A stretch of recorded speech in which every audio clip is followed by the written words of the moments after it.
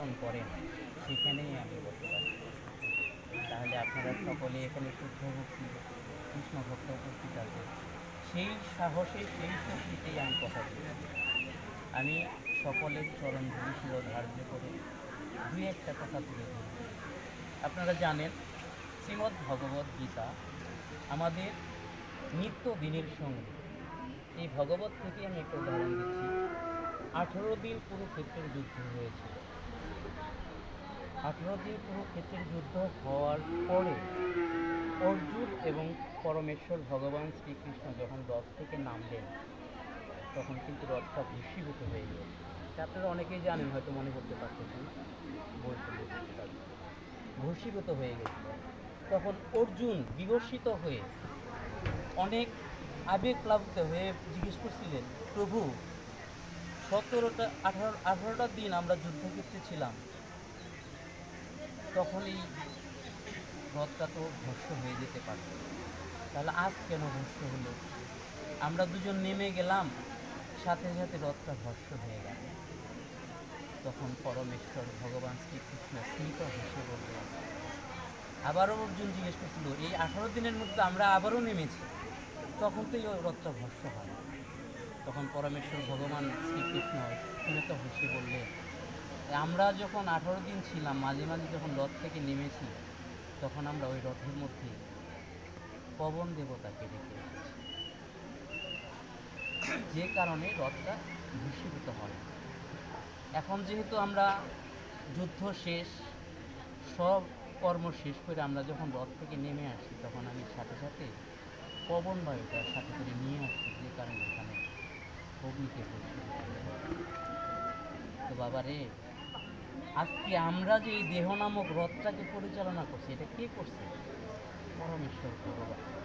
আমরা যে অহংকার করছি, আমরা ব্রাহ্মণ, আমরা ক্ষত্রিয়, আমরা বৈশ্য, আমরা শূদ্র, এগুলি কোনোটাই আমাদের পরিচয় না। একমাত্র পরমেশ্বর ভগবান এই জগৎকে পরিচালনা করার জন্য এই ভেদভেদকে তৈরি করেছেন। সেটা ভালোর জন্য করেছেন, কিন্তু আমরা এই জাগতিক জগতে এসে কী করছি? এটাকে বিনষ্ট করার জন্য, স্বার্থলোভী করার জন্য বিভিন্ন দিকে বিভিন্ন জন ধাবিত হচ্ছে। এটা আমাদের অপরাধ, পরমেশ্বর ভগবানের অপরাধ। তো দেখেন, পরমেশ্বর ভগবান শ্রীকৃষ্ণ চাইলে যে আমরা এখানে যারা আসছি উপস্থিত, আমরা কিন্তু যেমন দাদা বা কাকা যারা আসছেন, হয়তো বা মনে করছেন যে দাদা হয়তো মনে করছিলেন ধুতি পরে যাওয়াটাই বাঞ্ছনীয় ছিল, ভুল করে হয়তো প্যান্টটা পরে আসছে। আপনি হয়তো চিন্তা করছেন যে পায়জামাটা না পরে ধুতিটা পরে আসলে ভালো হতো, ভুল করে আসছে।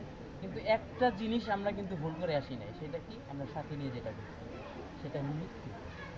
এই মৃত্যু আমরা কখনোই রেখে আসতে পারি না কোথাও। আমরা যেখানেই যাই, পরমেশ্বর ভগবান আমাদের পিছনে আছে, সামনে আছে, সাথে আছে। তিনি প্রতি মুহূর্তে আমাদেরকে অবলোকন করছে। যখন সময় হবে এই দেহরথ থেকে পরমাত্মাকে কখন তিনি উঠিয়ে নিয়ে যাবেন, এটা আমরাও জানি না। কারণ আমরা জানতে পারতাম না, আমরা যদি পরমেশ্বর ভগবানের দেওয়া রাস্তা অবলম্বন করতাম তাহলে জানতে পারতাম। এই কারণে আমরা এই দেহ নিয়ে যতই গর্ব করি, যত কিছুই করি, এগুলি কিছুই না। পরমেশ্বর ভগবানের কৃপায় সব কিছু ঘটে। আমি আবারও একটু কথা বলি, সেটা হলো যে যিনি আজকে এখানে দাঁড়িয়েছেন, তার নাতি দাঁড়িয়েছেন, তাদের সুখ স্বপ্ন পরিবারের প্রতি আমি কৃতজ্ঞতা জ্ঞাপন করছি। পরমেশ্বর ভগবান যেন শ্রীমদ্ ভগবদ্ গীতার উদ্দেশ্যে ধাবিত করে এই জগতের, এই ইহ জগতের সমস্ত জীবের কল্যাণে যেন আপনারা কাজে লাগতে পারেন। আজকে মাতৃ হারা হয়েছেন, আজকে দিদা হারা হয়েছে। পৃথিবীতে আমরা যারা মা বাবা হারা হয়েছি, আমি মনে করি মা বাবা কখনো মৃত্যুবরণ করে না, মারা যায়। আমি যেদিন মারা যাব, আমার বাবা সেদিন মারা যাবে। কারণ কি? ওই দিন থেকে আমি আর বাবাকে মনে করতে পারবো না। আমি জীবিত যতদিন আছি, ততদিন আমার মা বাবা আমাকে জীবিত অবস্থায় হয়তো তাদেরকে দেখাশোনা করি না, কিন্তু মৃত্যুর পরে তাদেরকে স্মরণ করতেছি। তাহলে আমি যেদিন মারা যাবো, সেদিন আমার বাবা মারা যাবে। এটাই প্রকৃতির নিয়ম, এটাই স্বধর্মের নিয়ম। তো বাবা, আপনারা যারা এখানে উপস্থিত আছেন, বৃদ্ধ বাবা মা হচ্ছে সংসারের কাণ্ডারি। দেখবেন অনেকের অনেক বয়স হয়ে গেছে, তার মা বেঁচে আছে, বাবা তার সন্তানও বৃদ্ধ হয়ে গেছে। এই বয়সে বৃদ্ধ হতে বেশি সময় লাগে না, যে যুগ পড়ে গেছে। দেখবেন মা ঠিকই ঘরের সামনে বসে আছে, সেটা আসে না। তাই আমরা এখানে যাদের বাবা মা আছে তাদের প্রতি যতটা পারেন যতটুকু, কারণ তাদের ঋণ শোধ করার মতো যোগ্যতা আমরা কোনোদিন অর্জন করতে পারি না, করা সম্ভব না। তাদের প্রতি স্নেহ ভালোবাসা আমরা মোটা দিই। এই যুগে কেউই চায় না যে আমার সন্তান আমাকে খাওয়াক, আমাকে সাতকালা বিল্ডিংয়ে রাখুক, আছে। তারা চায় আমার নিদানকালে শেষকালে আমাকে একটু দেখাশোনা করবে, আমার কর্ণপ্রহারে একটু হরিনাম করা, একটু গীতা শ্রবণ করা। আসলে তো আমরা এই যুগে জানি না। পরবর্তীতে আমি আরেকটা কথা তুলে ধরছি, সেটা হচ্ছে আপনারা জানেন মহাবীর আলেকজান্ডারের নাম অবশ্যই শুনেছেন। আমি একটু বৈজ্ঞানিক দিকে যাচ্ছি। মহাবীর আলেকজান্ডার একজন পৃথিবীর ধনাঢ্য ব্যক্তি ছিলেন এবং তিনি কুস্তিগীর ছিলেন। কুস্তিগীর করে সে এত ধন সম্পত্তি করেছিলেন যেটা দিয়ে আমাদের মতো বাংলাদেশের মতো 2000 বাংলাদেশ কিনতে পারত, এত ধন সম্পত্তি তার জমায়েত হয়েছে। কিন্তু শেষ সময়ে যখন সে বিছানায় নিল, শয্যাশায়ী হলো, তখন বুঝতে পারলো যে আমার সময় আর বেশি নেই। তখন তার সেনাপতিদের ডেকে বলেছিল যে আমার 3টি অভিপ্রায় আছে, এই 3টা অভিপ্রায় আমার মৃত্যুর পর্যন্ত আমাকে এগুলি বাস্তবায়ন করতে হবে। কী বাস্তবায়ন করতে হবে সেনাপতি জিজ্ঞেস করেছিল। তখন বলেছিল যে ডাক্তাররা আমাকে চিকিৎসা করেছে, আমি যখন এই দেহ থেকে পরমাত্মা চলে যাবে, এই দেহটা কাঁধে করে নিয়ে যাবে আমার ডাক্তার। আচ্ছা ঠিক আছে, আমরা চেষ্টা করবো ডাক্তারকে আমার দিনটা কাঁধে করে নিয়ে যাবে শ্মশান পর্যন্ত নিয়ে যাবে।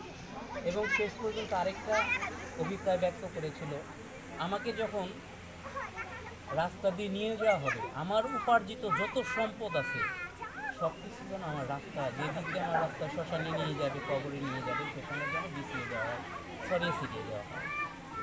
আরেকটা অভিপ্রায় করেছিল, আমি যখন শয়ানে থাকবো তখন আমার হাত কিছু যেন একদম প্রস্ফুটিত করে রাখা হয়।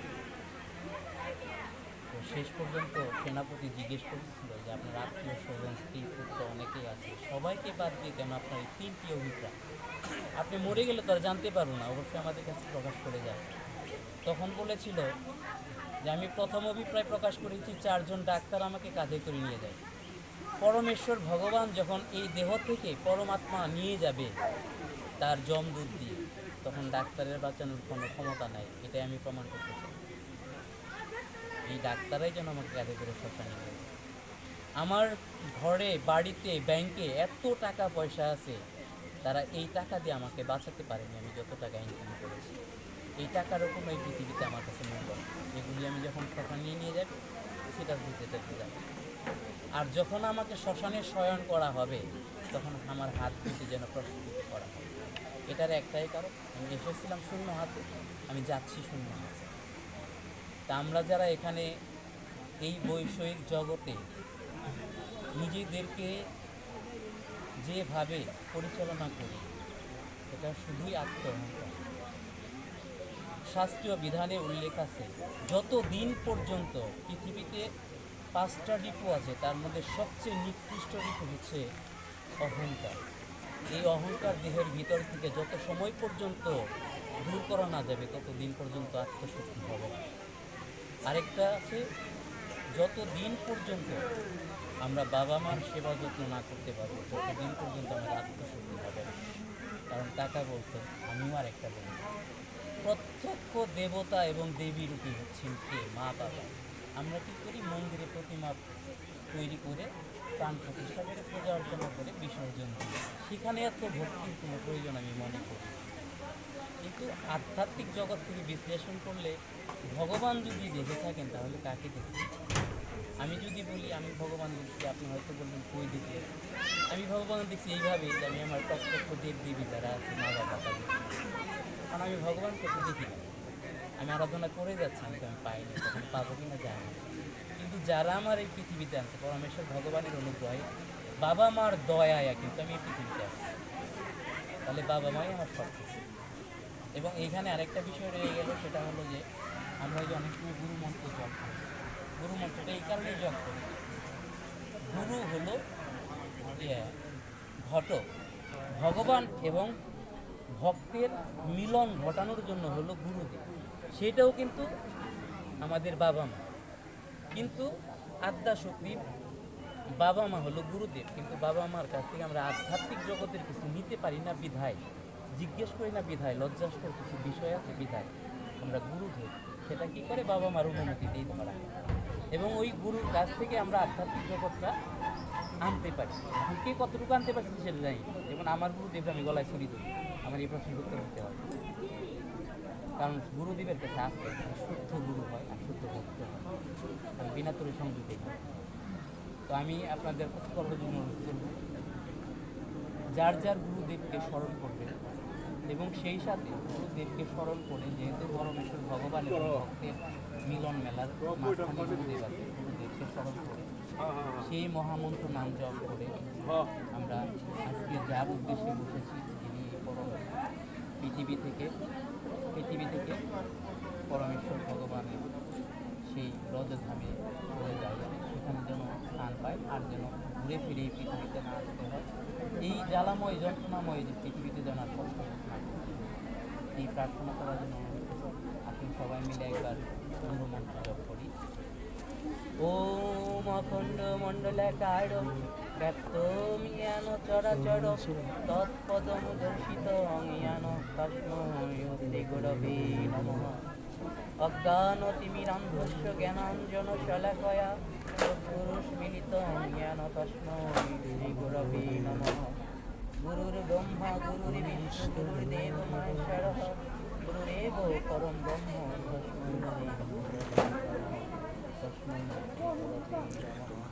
পিতা স্বর্গ পিতা ধর্ম পিতা হি পরমং তপ পিতৃতিমা পণ্যে প্রিয়ন্তে সর্বদেবতা জননী জন্মভূমিষ্য স্বর্গাদপি গর্যসি যৎ প্রসাদাৎ জগৎসৃষ্টাং পূর্ণকাম যদাশিষা প্রত্যক্ষ দেবতা ওই মাতৃদেব নমো নমঃ। নম পাপহং পাপকর্মহং পাপাত্মা পাপসম্ভাব কর্ম পণ্ডিতাক্ষম সর্বপাপহরঃ সর্বপাপহরঃ সর্বপাপহরঃ। হরে কৃষ্ণ কৃষ্ণ কৃষ্ণ হরে হরে, হরে রাম রাম রাম হরে হরে, হরে কৃষ্ণ কৃষ্ণ কৃষ্ণ হরে হরে, হরে রাম রাম রাম হরে হরে, হরে কৃষ্ণ কৃষ্ণ কৃষ্ণ হরে হরে, হরে রাম রাম রাম হরে হরে। সর্বশেষ আমার কথা যদি কারো মনে যদি কষ্ট লেগে থাকে, দুঃখ পেয়ে থাকে, আমার দৃষ্টিতে থাকবে, সেই সাথে সকলের সুস্বাস্থ্য ও দীর্ঘ কামনা করে আমার কথা শেষ করছি।